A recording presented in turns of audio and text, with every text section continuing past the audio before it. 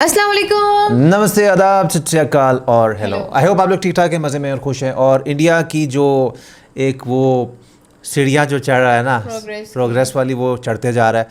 तो आज हम स्पेस एजेंसी की बात कर रहे हैं, इसरो की। चंद्रयान हमने विटनेस कर लिया, चंद्रयान 2। और उसके बाद हमने एक पूरी वीडियो देखी थी कि अब इंडिया इसरो के आने वाले मिशन कौन से हैं, जिसमें से चंद्रयान के बाद एक सन वाला मिशन होना था, ठीक है। और सन वाले के बिल्कुल बाद होना था जी गगनयान। सन वाले का भी एक नाम था ना। हाँ, नाम मेरे ज़हन से निकल गया। बहरहाल गगनयान में जो आदमी है, मैन, यानी उसने जाना है, हाँ, मून पे। तो ये बहुत ही बड़ा मिशन होने वाला है। और इसके बाद वैसे कि एक लाइफ भी होगी जो आप उसकी भी जाहिर रिस्पॉन्सिबिलिटी तो होगी ना आपकी सारी उस पे। और इस पे सारा वो अभी काम चल रहा है। हमने एक पूरी वीडियो देखी थी किस तरह से काम चल रहा है, क्या क्या उन्होंने। जाएगा, उस भाई को बड़ा जिगरा चाहिए। वो जाएगा जब वापस आएगा ना, बहुत, तो उसकी जो सारी हिस्ट्री में, खैर हिस्ट्री तो क्रिएट हो ही जाएगी, सब याद रखेंगे इंडिया से।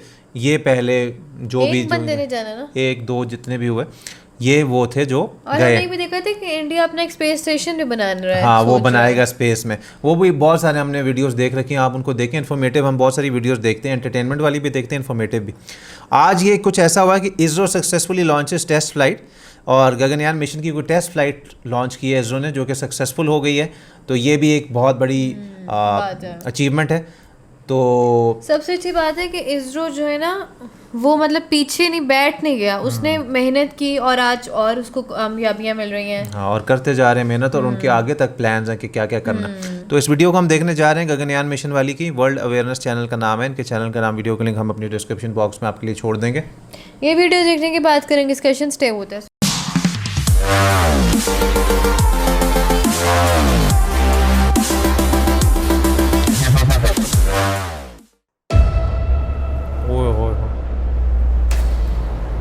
ये पता नहीं बुसी की वीडियो है, ये तो वैसे ही रेफरेंस के लिए यूज कर। गगनयान मिशन में चालक दल की सुरक्षा से संबंधित पेलोड ले जाने वाला इसरो रॉकेट श्रीहरिकोटा से सफलतापूर्वक लॉन्च हुआ।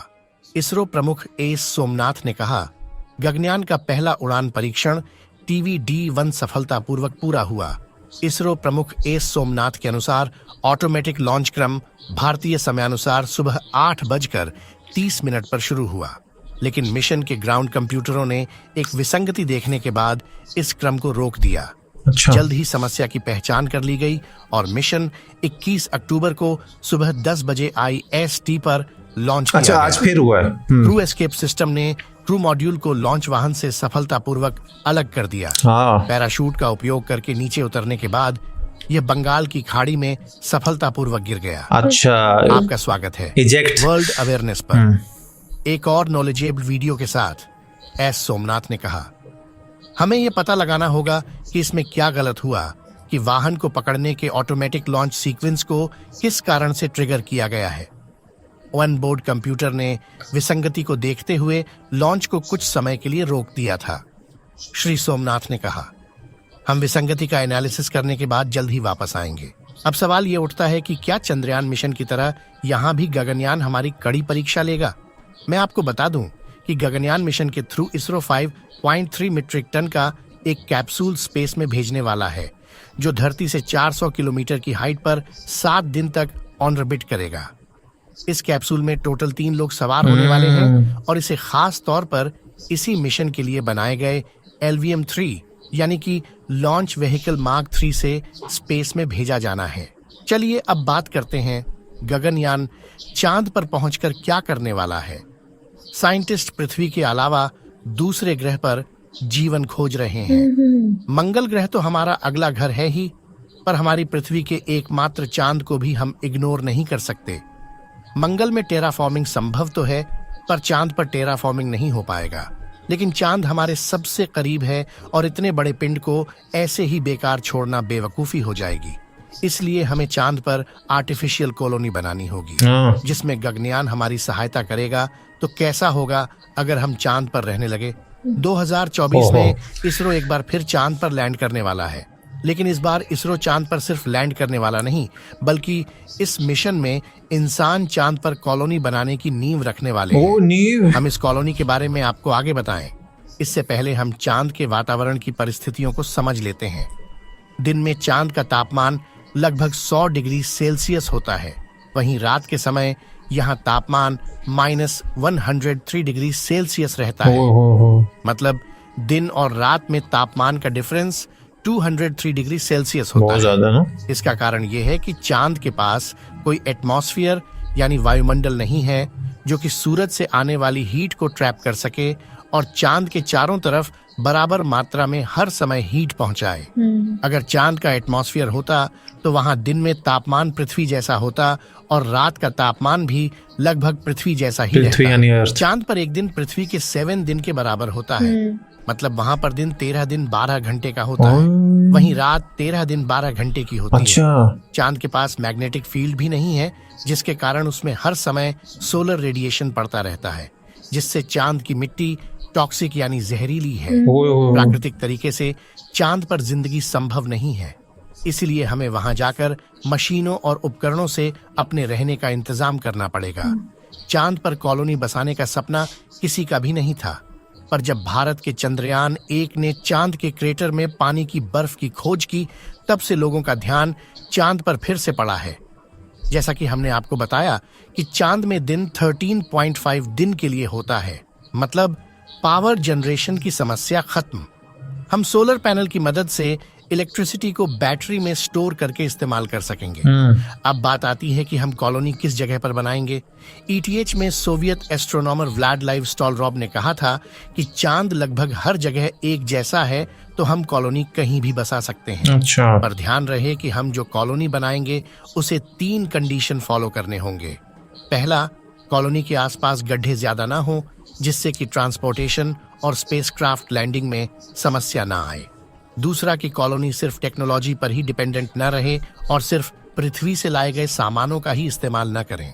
हमें ऑक्सीजन और आयरन ऑक्साइड का स्रोत चांद पर ही खोजना होगा। और तीसरा, कॉलोनी के आसपास ऐसी जगह हो जहां पर एक्सपेरिमेंट्स करने से हमें कुछ ज्ञान मिले और नई खोज हो। अगर ये 3 कंडीशन चांद की किसी भी जगह फॉलो होती है तो वहां कॉलोनी बनाई जा सकती है।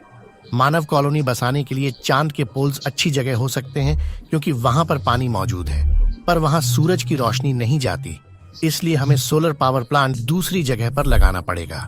हम इलेक्ट्रिसिटी के लिए हाइड्रोजन फ्यूल सेल्स का इस्तेमाल कर सकते हैं, जो चांद के पानी के मॉलिक्यूल्स से हाइड्रोजन को अलग कर अपने काम में लेकर इलेक्ट्रिसिटी प्रोड्यूस करें। पर समस्या ये है कि चांद पर मैग्नेटिक फील्ड न होने के कारण सोलर विंड चांद के पोल पर बनी कॉलोनी की इलेक्ट्रिसिटी को नष्ट कर देगा।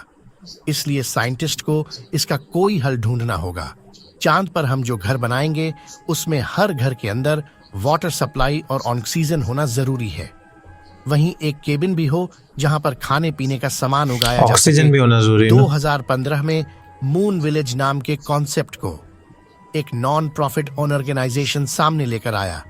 इस कॉन्सेप्ट में उन्होंने सारे इन्वेस्टर्स, साइंटिस्ट, इंजीनियर्स, यूनिवर्सिटीज और बिजनेसमैन से गुजारिश की कि सब मिलकर क्यों ना मून पर कॉलोनी बनाने की शुरुआत मिलकर कर सकते हैं। साइंटिस्ट्स के मुताबिक नियर फ्यूचर में मून कॉलोनी बनाकर कोई फायदा नहीं है, क्योंकि अभी हमारी धरती यहाँ से किसी को भगा नहीं रही है।